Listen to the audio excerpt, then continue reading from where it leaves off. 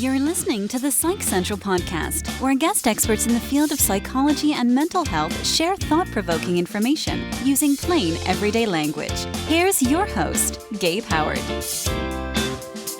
Hello, everyone, and welcome to this week's episode of the Psych Central podcast. I'm your host, Gabe Howard, and calling into the show today, we have Dr. Frank Chen.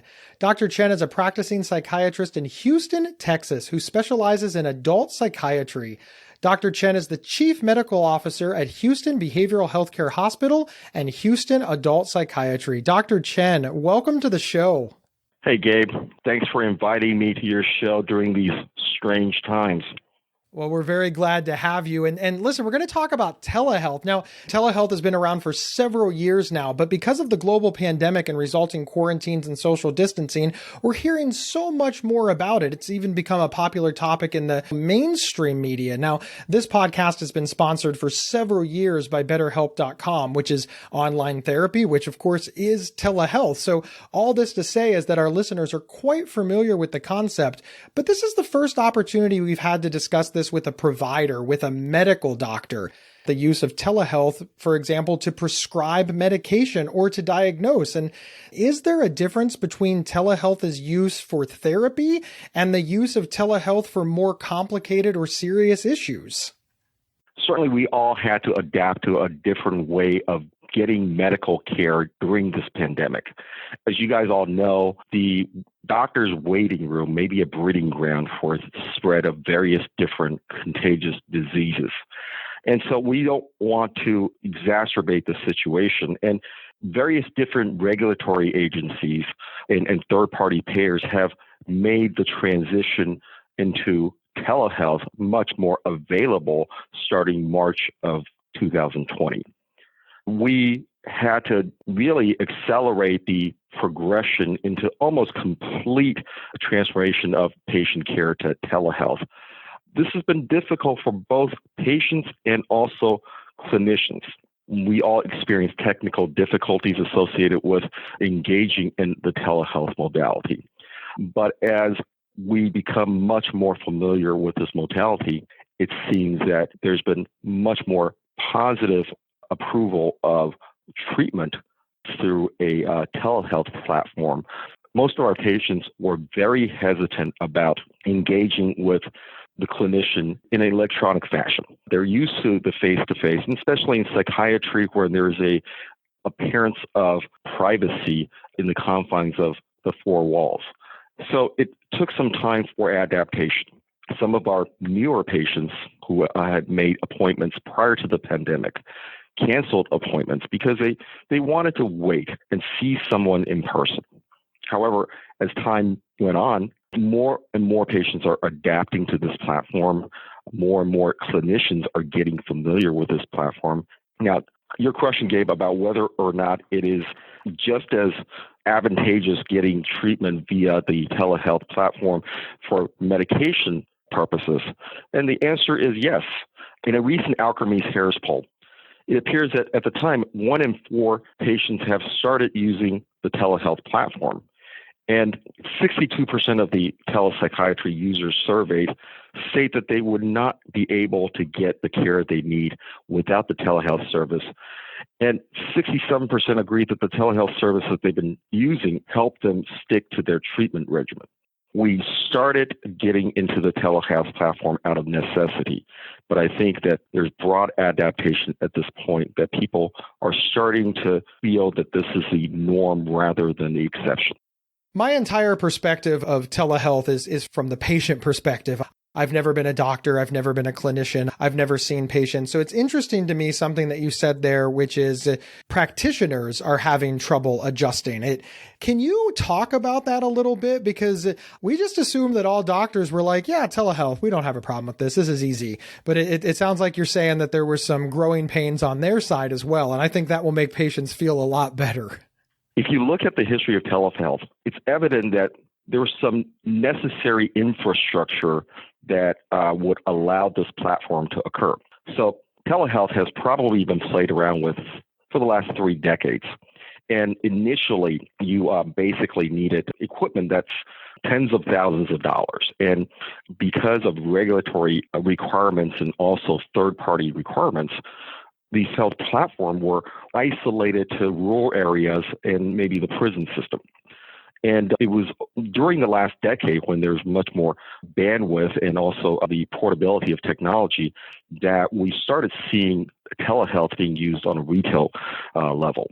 I got to tell you, I've been using telehealth as part of the option for our patients. My office is a suburban area in Houston, and we generally see working clientele. And even though there's a convenience factor where you don't have to drive into the office, it seemed that most of our clients were very much entrenched in coming in, seeing us in the confines of our office because they do feel secure in there, especially for mental health treatment.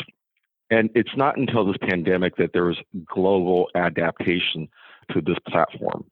It seems that our patients are starting to ask for telehealth now rather than wanting to come into the office. And it is because of the convenience factor. We seem to experience much more of a relaxed environment with telehealth. Patients are in their homes, and we actually are making home visits. We get to see a slice of their everyday life. We are able to capture clientele that we normally may not be able to capture. So, for instance, I have a patient with schizophrenia who refused to take medications, and she would end up in the hospital because of exacerbation. And since the advent of technology and telehealth, I've been able to do home visits with her and was able to see that she has a lovely family who's taking care of her, that her house is clean, and she was engaging. This patient would end up in the hospital once, twice a year because of noncompliance with medications. But because I was able to beam myself into her house, I was able to treat her. So it really opens up availability of treatment for patients.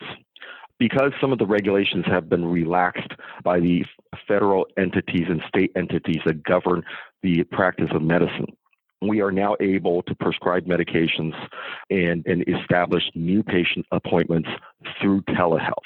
And this has really been a godsend for a lot of patients who are unable to come into the office or who have difficulties navigating that office visit.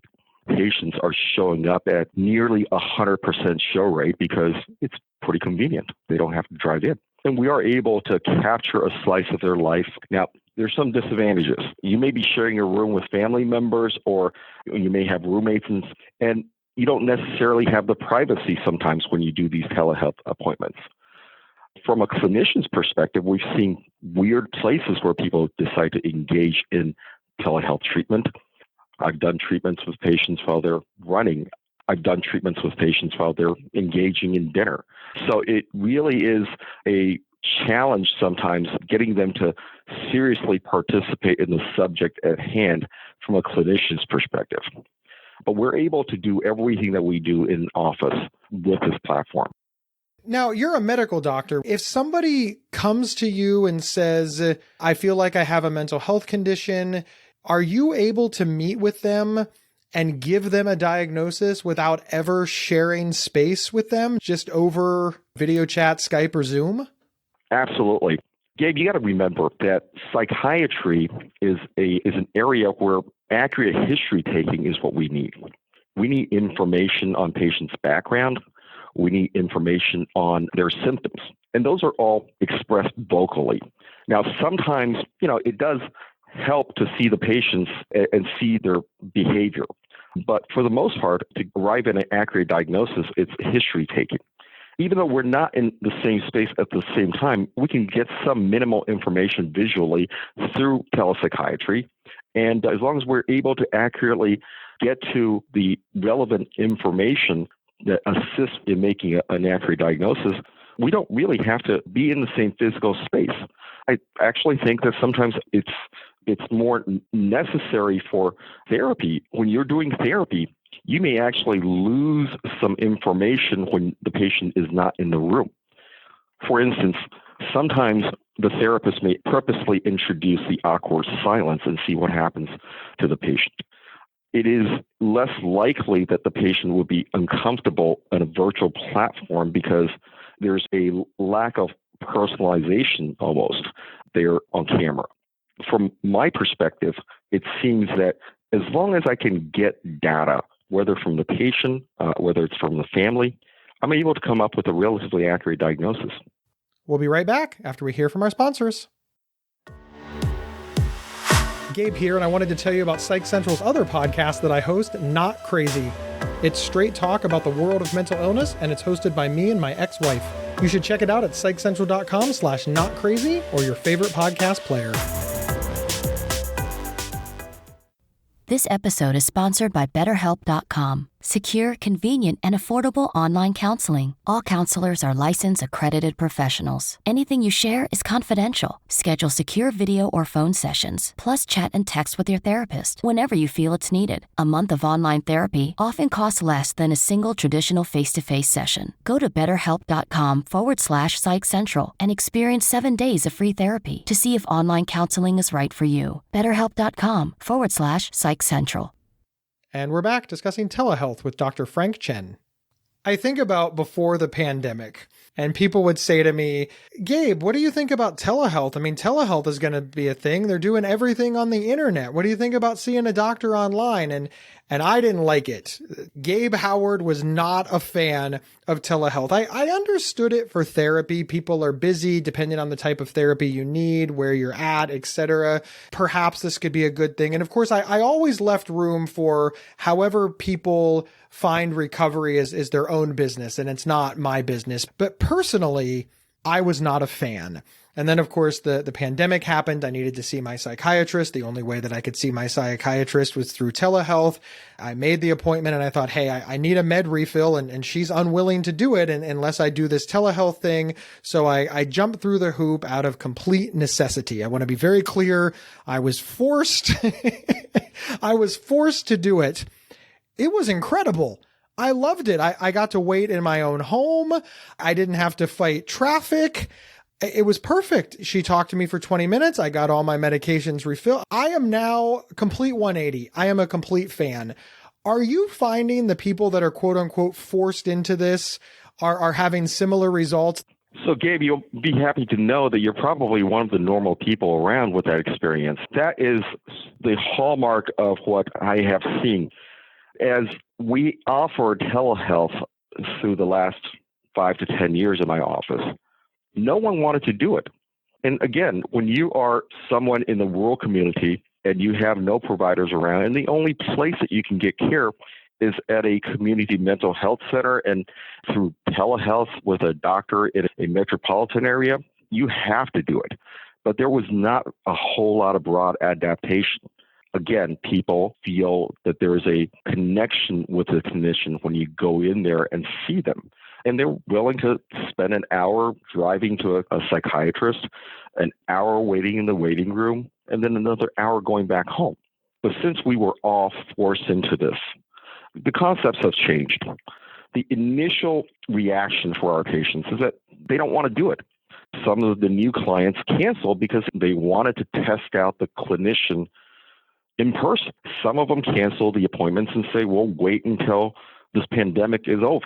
Obviously, it's not over yet, and they'd have to get their medications.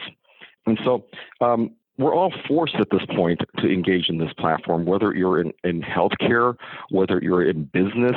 And so the more that we engage with patients in this platform, the more satisfied the patients are with the convenience of this platform.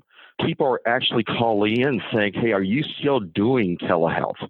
Are you still providing care over the internet? Because I don't have time to drive in there.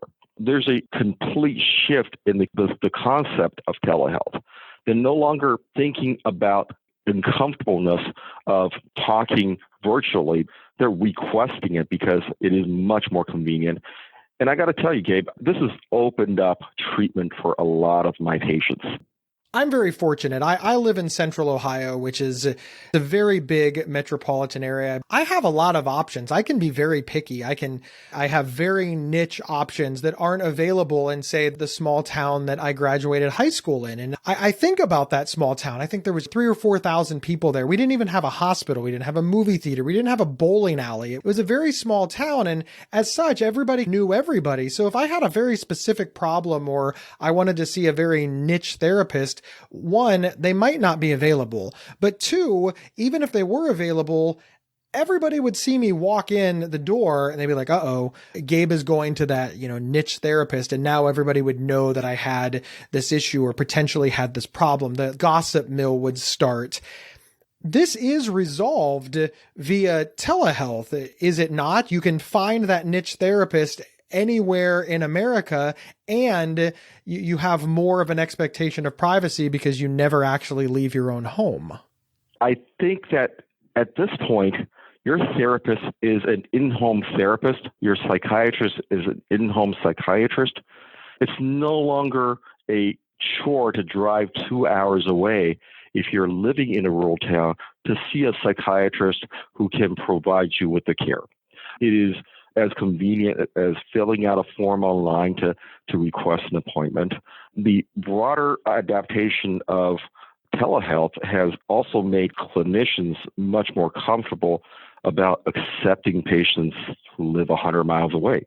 People around the country can all receive good care from anyone practicing within their jurisdiction. And this is a huge transformational moment in our industry. People are no longer limited to those options within their confines. They can seek out appropriate help in any distant locale as conveniently as driving down the street. This is really a godsend for a lot of patients who are stuck in terms of not being able to get adequate mental health care, especially in those rural areas. One of the criticisms that I hear is that you have to be tech savvy. You have to have a computer. You have to have a lot of bandwidth. You have to understand how computers work. And then people start saying things like the older generation doesn't know how to do it, or rural areas don't have good internet, or what if you don't own a computer? Are those just excuses? Is this actually a reality for people, or are you finding that this is really relatively simple? And while sure, there is somebody that may have a problem with it, by and large, this is a very simplistic process that people are embracing and aren't struggling with at all. I think over the last 6 months, as we are thrusted into this platform, companies are adapting to the needs of both the clinicians and the patients. They're making this process easier and easier. Your telehealth session can be started by a clinician with a link to your text, and you press on the link and you're connected. In the past, there's certainly some challenges. Some of the companies that provide this telepsychiatry platform may make you sign up for an account. You may have to sign into a waiting room. You may have to wait around not knowing your status. But over the last 6 months, the companies that provide these platforms are working with clinicians as well as patients to refine the process so that it can be simplified for a lot of patients, even elderly patients. We do have challenges in terms of bandwidth, but we can always reconnect. After getting used to a platform, we know some of the typical difficulties that we may encounter. For instance, sometimes when you have a call coming in as you're doing your telehealth session may be dropped. And we all know that now, and so we can re-engage with the patients. It is certainly a process of adaptation, but I think we're all, as a society, getting used to having our healthcare delivered in this fashion. Dr. Chen, how has the industry responded to this? Anything coming from insurance companies or payee sources that makes telehealth either better or worse? Gabe, I think a lot of our third-party payers, Blue Cross Blue Shield, Cigna, they understand the need for patients to stay out of waiting rooms during the pandemic. They are much more receptive about the telehealth platform. And as a matter of fact, there's another aspect of this telehealth that's being introduced. The Center for Medicare and Medicaid Services have relaxed a lot of rules associated with face-to-face visits. So I work at a hospital called Houston Behavioral Healthcare Hospital in Houston. As we started preparing for the pandemic, we also started setting up the infrastructure for telehealth in an inpatient environment. This is to make sure that the doctors do not end up spreading airborne viruses to their patients as they're making rounds. This is certainly a transformation in the way in which we think about getting care in an inpatient environment. It's been somewhat successful. You certainly deal with a much higher acuity of patients who are manic, patients who are psychotic in the setting. But we are able to capture most of their behavior with collaboration and provide adequate care for our patients without that face-to-face visit. From the perspective of a doctor, from the perspective of a provider, is there anything that you want patients to know that you have learned being on the provider side of telehealth? I got to tell the audience that don't be afraid to engage in this platform. You're going to adapt to this just like you adapt to everything else. And it is so much more convenient for my patients to get care wherever they're located. It is a simple process of getting the medication electronically transferred to their local pharmacy. It is hassle-free in terms of making appointments with some of these platforms. And so I like everyone to try to embrace this platform because I do believe that this is going to continue after the pandemic. So it sounds like you think that telehealth is just going to get bigger and bigger and that you like that idea. You don't see that as a step backwards, that is a big step forward. Absolutely. I think that clinicians are adapting to this platform. They can work anywhere they want. They can transmit prescriptions to any pharmacy. It's actually making the workflow a lot easier. You have a lot of clinicians who are part-time clinicians, and they're willing to come online now because it's very easy for them to arrange their schedules. You have much more availability of care with this platform, and I think that people will accept this platform in psychiatry, and this will continue. We lose some data in terms of not having the face-to-face engagement. It's difficult to see anxiety in some patients when they're just staring at the camera. But I can tell you, despite losing some data, we also gain a lot of information. We can see the patients in their natural environment. We can see whether or not they're truly getting taken care of. We can visualize aspects of their life that may be worrisome because we're making that home visit. And so there's tremendous advantages to continuing with this platform. And I think that our future will be a mix of face-to-face, but also a good deal of telehealth included in the care of psychiatric patients. Dr. Chen, thank you so much for being on the show. We really appreciated having you. Thank you, Gabe. Thank you to all of our listeners for tuning in this week to the Psych Central podcast. Wherever you downloaded it, please subscribe. Also, rate us, rank us, use your words and tell people why they should listen too. Also, share us on social media. We love that. Speaking of social media, we have a secret Facebook group that I'd like to invite you to join. Here's a quick link to find it, psychcentral.com/FB show. And remember, you can get 1 week of free, convenient, affordable, private online counseling anytime, anywhere, simply by visiting betterhelp.com/psychcentral. We'll see everybody next week. You've been listening to the Psych Central podcast. Want your audience to be wowed at your next event? Feature an appearance and live recording of the Psych Central podcast right from your stage. For more details or to book an event, please email us at show@psychcentral.com. Previous episodes can be found at psychcentral.com/show or on your favorite podcast player. Psych Central is the internet's oldest and largest independent mental health website, run by mental health professionals. Overseen by Dr. John Grohall, Psych Central offers trusted resources and quizzes to help answer your questions about mental health, personality, psychotherapy, and more. Please visit us today at psychcentral.com. To learn more about our host, Gabe Howard, please visit his website at gabehoward.com. Thank you for listening, and please share with your friends, family, and followers.